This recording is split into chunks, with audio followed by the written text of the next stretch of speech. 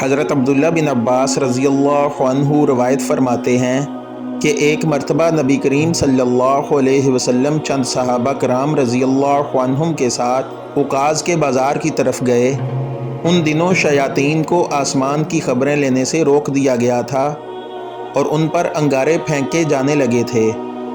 تو وہ شیاطین اپنی قوم کے پاس آئے اور بتایا کہ بات کیا ہوئی۔ انہوں نے بتایا کہ ہمیں آسمان کی خبریں لینے سے روک دیا گیا ہے، اور جب ہم آسمان کی طرف جاتے ہیں تو ہم پر انگارے پھینکے جاتے ہیں۔ شیاطین نے کہا کہ آسمان کی خبریں لینے سے روکنے کی کوئی نئی وجہ ہوئی ہے، اس لیے تم مشرق اور مغرب میں ہر طرف پھیل جاؤ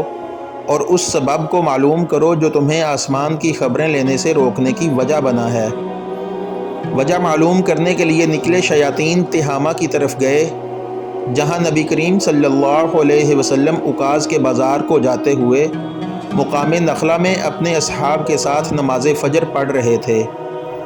جب انہوں نے قرآن مجید سنا تو غور سے اس کی طرف کان لگا دیے،